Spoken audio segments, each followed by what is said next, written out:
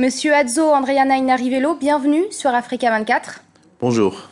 Vous êtes vice-premier ministre, mais aussi candidat à l'élection présidentielle malgache du 24 juillet.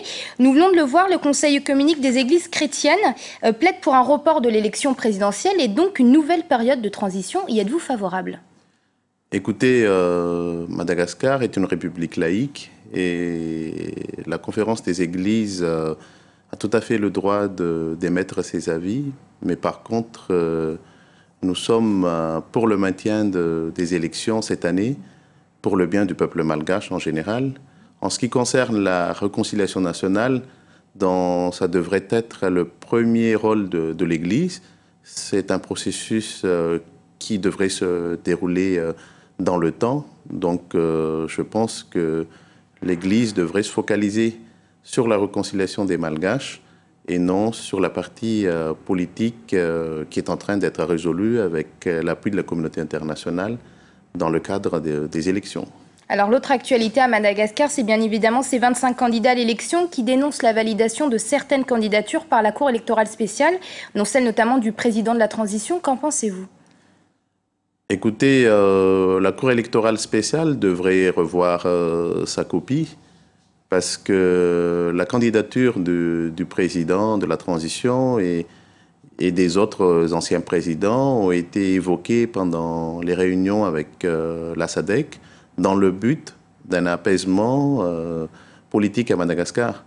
Donc actuellement, si ces candidatures sont validées, est-ce vraiment dans le but de remettre de l'huile sur le feu ou dans le souci d'un apaisement comme c'est indiqué dans la décision émise par la commission électorale spéciale?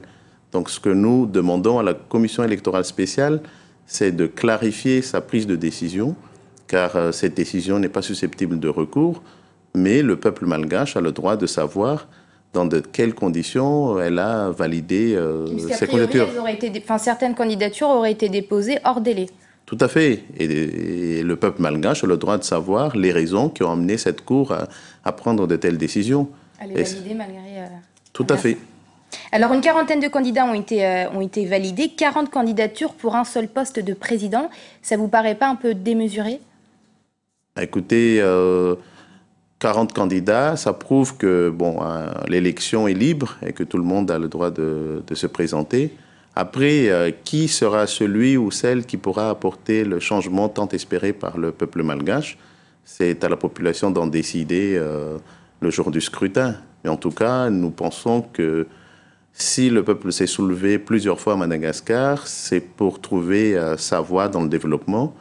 Et le dernier soulèvement en date, qui est de 2009, démontre qu'on n'a pas encore atteint les objectifs pour la population malgache. Et notre candidature revêt une importance particulière parce que l'ensemble des partis politiques qui ont soutenu le mouvement de 2009 nous soutiennent. Et c'est dans cette optique que nous continuons le combat pour Madagascar. Alors pensez-vous sincèrement que l'élection présidentielle va avoir lieu le 24 juillet? Il faut que les élections se tiennent, sinon Madagascar perdra beaucoup de son crédit et de sa réputation, même si déjà elle est beaucoup entachée actuellement. Nous devons tenir ces élections, non pas parce que nous avons envie de faire les élections, mais parce que c'est dans l'intérêt du peuple malgache de sortir d'une transition qui n'a trop que duré. Merci, monsieur le vice-premier ministre, d'avoir accepté notre invitation. Et je rappelle que vous êtes candidat à l'élection présidentielle malgache du 24 juillet. Merci.